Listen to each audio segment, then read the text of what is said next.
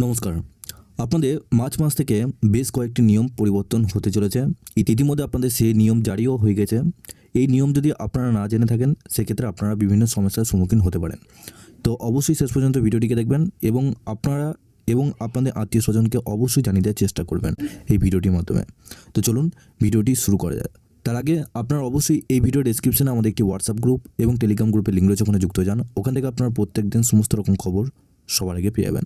দেখুন এখানে আপনাদের কী বলা হয়েছে, মার্চ মাস থেকেই 2026-এ মোবাইল ব্যবহারকারীদের জন্য নতুন সিম বাইন্ডিং নিয়ম কার্যকর হবে।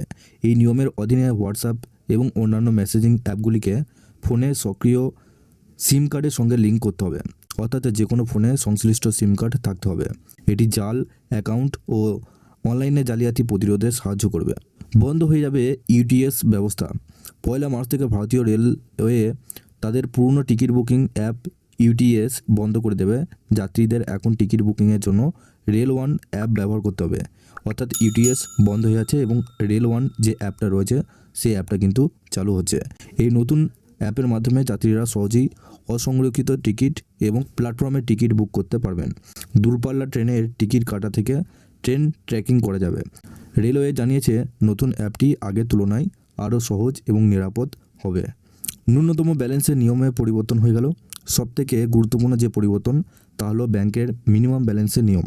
গ্রাহকদের স্বস্তি দিতে বেশ কয়েকটি সরকারি ব্যাংক ন্যূনতম ব্যালেন্সের নিয়ম শিথিল করেছে। এবার থেকে মাসে গড় ব্যালেন্সের ওপর ভিত্তি করে ন্যূনতম ব্যালেন্সের হিসাব করা যাবে। এতে গ্রাহকদের সুবিধা হবে, ব্যাংকে অ্যাকাউন্টে ব্যালেন্সের মেনটেন ও জরিমানা এড়াতে পারবেন এবং আগামী 1 এপ্রিল থেকে ন্যূনতম ব্যালেন্সের বাধ্যবাধকতা ছাড়াই গ্রাহকদের ব্যাংকে অ্যাকাউন্টে সুবিধা দিতে নির্দেশ দেওয়া হয়েছে। এলপিজি সিলিন্ডারের দাম প্রতি মাসের মতোই মার্চ মাসের প্রথম দিনে এলপিজি সিলিন্ডারের দাম পর্যালোচনা করে নতুন দাম ধার্য করা হবে।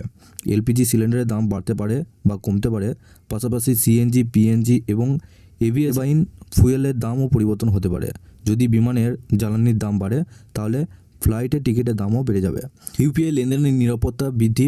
ডিজিটাল পেমেন্টে ক্রমে জালিয়াতি বাড়ছে। এই পরিপ্রেক্ষিতে সরকার এবং ব্যাঙ্কগুলি ইউপিআই লেনদেনের জন্য নিয়মকানুন আরও কঠোর করতে পারে।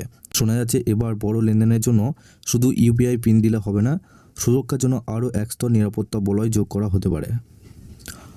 তো আপনারা বুঝতে পারছেন আপনাদের এই সমস্ত নিয়মগুলো 1 মার্চ থেকে ইতিমধ্যে লাগু হয়ে গেছে এবং এই নিয়মগুলো আপনাদের 1 মার্চ থেকেই আপনাদের চালু হয়ে আছে। যারা যারা জানতেন না এই সমস্ত নিয়মের ব্যাপারে তাদেরকে অবশ্যই জানিয়ে দেওয়ার চেষ্টা করবেন এবং পরবর্তীকালে নতুন কিছু আপডেট এলে আপনাদেরকে অবশ্যই এই চ্যানেলটির মাধ্যমে সমস্ত আপডেট দিয়ে রাখবো। আপনারা অবশ্যই চ্যানেলটিকে সাবস্ক্রাইব করে বেল নোটিফিকেশনটা অল করে দিয়ে যাবেন এবং চ্যানেলে যদি নতুন হয়ে থাকেন অবশ্যই এই ভিডিও ডেসক্রিপশনে হোয়াটসঅ্যাপ গ্রুপ এবং টেলিগ্রাম গ্রুপের সাথে যুক্ত হয়ে যাবেন।